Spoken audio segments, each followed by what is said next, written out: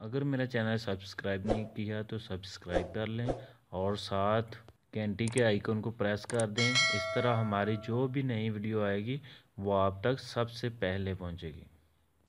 आपको याद होगा कि लास्ट प्रीवियस लेसन्स में हमने स्लाइसिंग को बड़ी डिटेल के साथ ये किया था और बल्कि वेब डिज़ाइनिंग के हवाले से हमने वेब पेजेस भी डिज़ाइन किए थे और उनकी भी स्लाइसिंग की थी।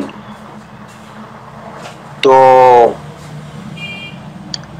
क्योंकि ये कोर्स आउटलाइन के मुताबिक दोबारा टॉपिक आया है तो इसलिए आज फिर इसको हम रिवाइज कर लेंगे। स्लाइसिंग एंड एग्जिस्टिंग इमेज, यानी एग्जिस्टिंग इमेज की स्लाइसिंग कैसे की जाती है।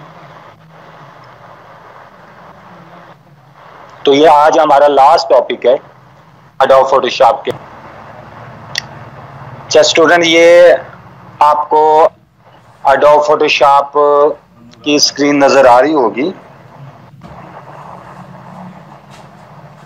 तो हमें करना क्या है कि हमें एक इमेज की स्लाइसिंग करनी है, यानी उसको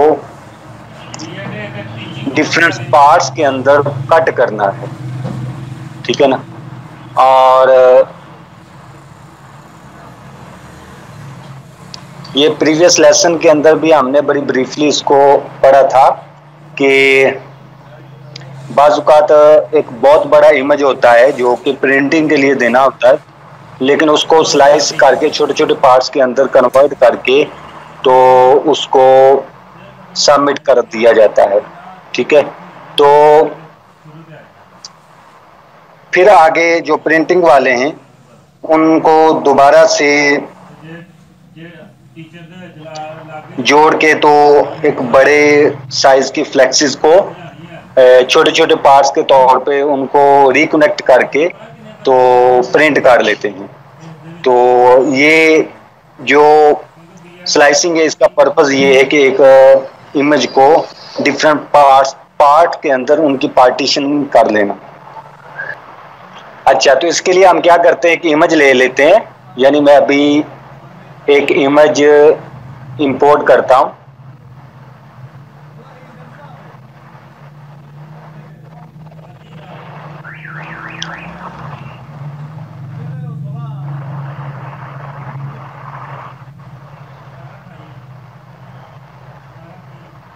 लेट्स से कि ये मैंने एक इमेज इंपोर्ट कर लिया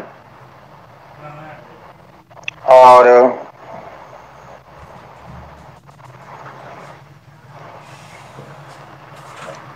इसको हम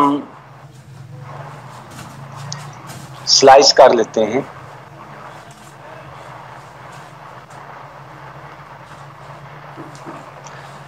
कि डिफरेंट पार्ट्स के अंदर इसको डिवाइड कर लेते हैं, ठीक है ना। तो इसके लिए यहाँ पे आप आएंगे तो ये यहाँ पे क्रॉप टूल मौजूद है।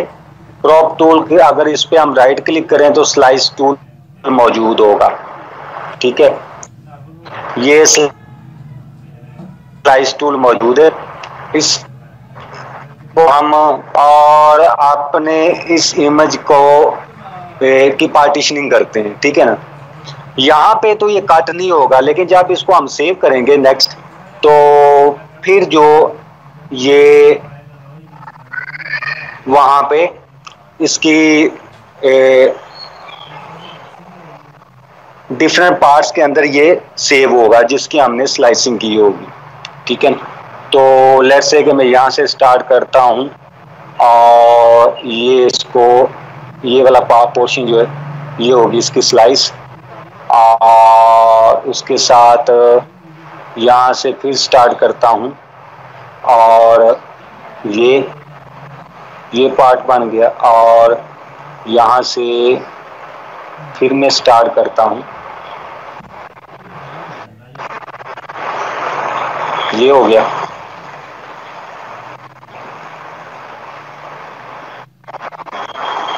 अच्छा, इसके बाद ये और ये वाला दरमियान वाला इसको, ये हो गया हमारी स्लाइस, यानी मैं हमने इसको डिफरेंट पार्ट्स के अंदर डिवाइड कर लिया है, लेकिन यहाँ पे इसकी कटिंग नहीं होगी, ठीक है ना। कटिंग तब होगी जब हम इसको एज ए इमेज सेव करवाएंगे।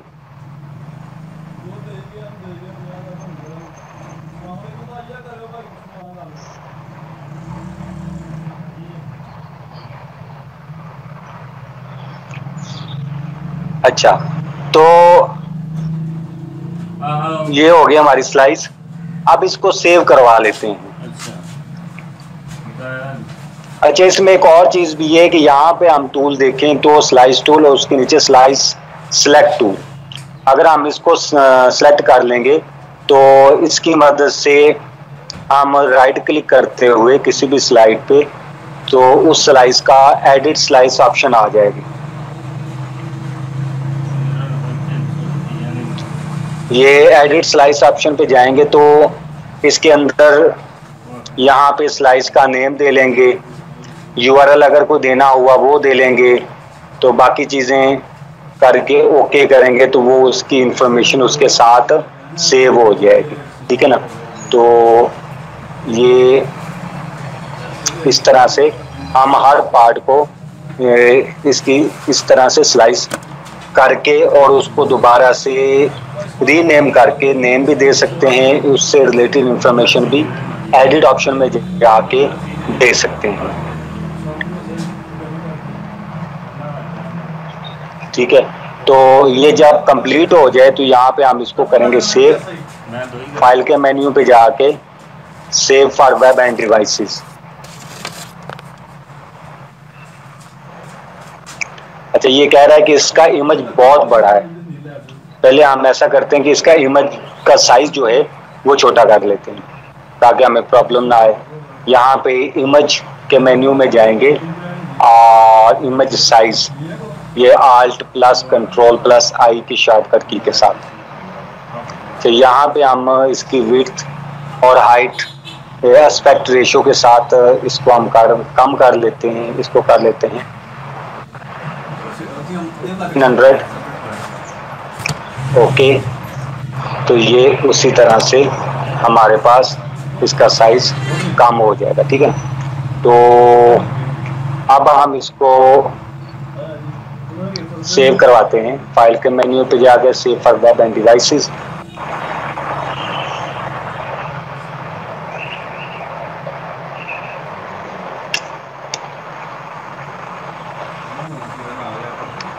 अच्छा, ये हो गया save for web end devices. तो ये हमारे पास डायलॉग बॉक्स आ जाएगा, यहाँ पे हम इसको करेंगे सेव और इसको हम कर लेते हैं डेस्कटॉप पे।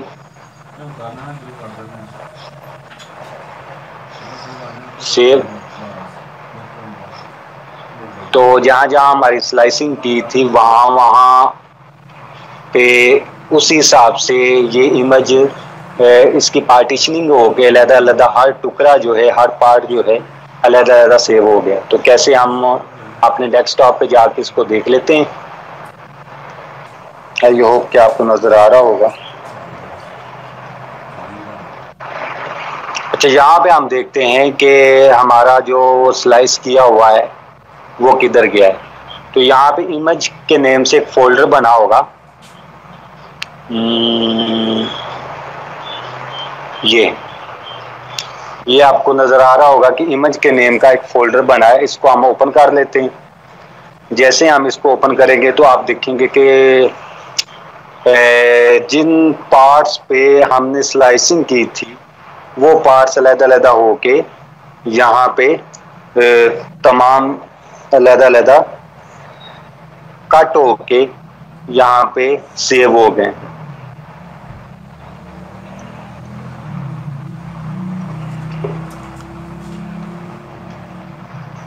ठीक है, तो ये था स्लाइसिंग।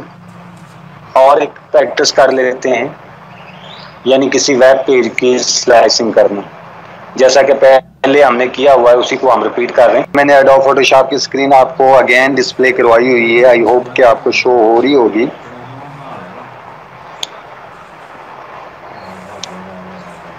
अच्छा, यहाँ पे आपको मैंने एक वेब पेज का डिज़ाइन जो है वो डिस्प्ले करवाया हुआ है।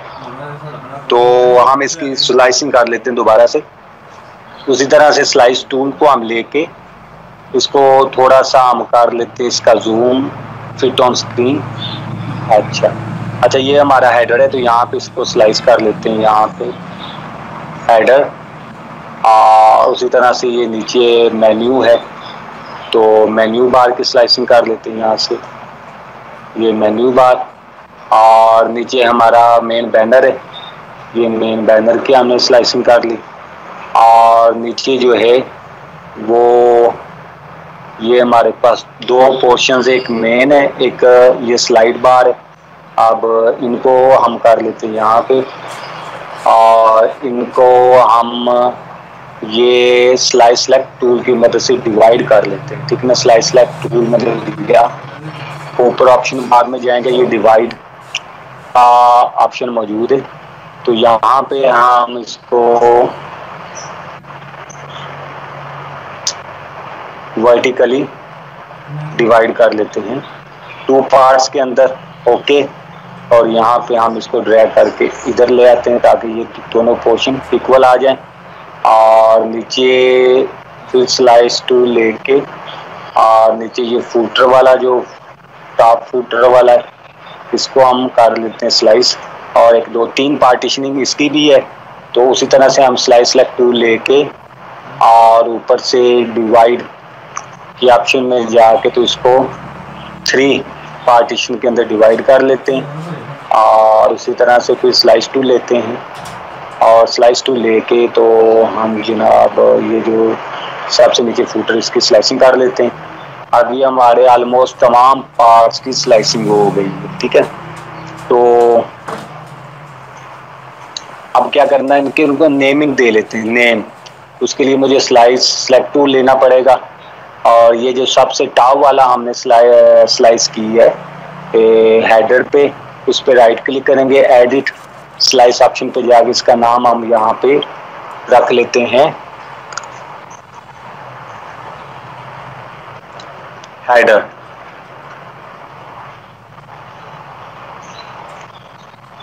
इसका नाम हेडर रख लिया, ओके किया। उसके बाद नीचे आ जाएं तो नीचे वाला जो पोर्शन है वो मेन मेन्यू है, इस पर भी राइट क्लिक करेंगे, एडिट स्लाइस ऑप्शन पे जाके इसका मेन मेन्यू नेम रख लेते हैं। उससे नीचे आए तो ये वाला एडिट इसका मेन बैनर। ठीक है, नीचे आ जाएं तो ये वाला पार्ट जो है इसको हम कर लेते हैं मेन कंटेंट, और उसके साथ वाली जो साइड बार है उसको हम कर लेते हैं साइड बार।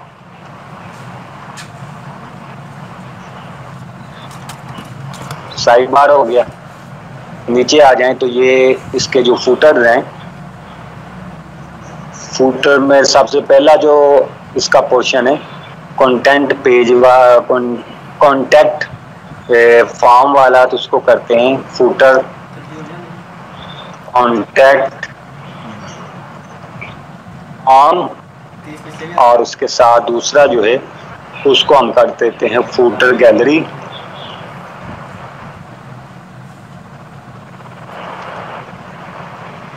गैलरी उसके साथ जो नेक्स्ट है उसको हम कर लेते हैं ये वाला एडिट स्लाइड्स पे जाके फूटर ट्विटर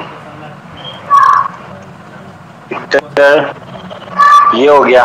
तो सबसे नीचे आके जो नीचे वाला बॉटम पे जो फूटर है ब्लू कलर के अंदर, उस पर भी राइट क्लिक करके एडिट स्लाइड्स ऑप्शन, और उसको कर लेते हैं फूटर बॉटम। ठीक है, ये अब तमाम के नेम अलग-अलग से हो गए। और चूंकि ये एक वेब पेज है, अब हम इसको as a web page save करवाएंगे। स्लाइसिंग हो चुकी है, हर पार्ट जो है उसको इंफॉर्मेशन और नेम दे दिया गया है। अब हम क्या करेंगे, वैसे फाइल के मेन्यू में जाके save for web end devices. अच्छा, अब हम इसको कर लेते हैं जेपैग के अंदर, जेपीजी, और सेव। तो उसी तरह से डेस्कटॉप पे हम सेव कर देते हैं, और नीचे आप फॉर्मेट के अंदर, क्योंकि ये वेब पेज है तो इसको हम कर लेते हैं HTML and images, HTML and images, इसको करते हैं सेव। तो ये हमारे पास डेस्कटॉप पे सेव हो गया। तो मैं अभी आपको डेस्कटॉप पे लिए चलता हूँ और वहाँ पे जाके आपको शो करवाता हूँ कि ये किस तरह से सेव हुआ है। अच्छा स्टूडेंट, ये मैंने आपको अपना डेस्कटॉप की स्क्रीन डिस्प्ले करवाई हुई है, आई होप कि आपको शो हो रही होगी। जहाँ पे हमने एक्सपोर्ट किया था अपने स्लाइस किए हुए वेब पेज को as a HTML and images के तौर पे, ठीक है ना। तो आप देखेंगे यहाँ पे हमारे पास दो फाइल्स बन गई, एक ये वाली फाइनल स्मॉल .html के साथ, और उससे ऊपर ये इमेजेस का फोल्डर बन गया, यानी उससे रिलेटेड जितने भी इमेजेस होंगे वो इस फोल्डर के अंदर होंगे। इसको मैं ओपन कर लेता हूँ। तो आप देखेंगे कि जिन जिन की मैंने स्लाइसिंग की थी वो उन्हीं नेम्स के साथ यहाँ पे मौजूद है, ठीक है ना।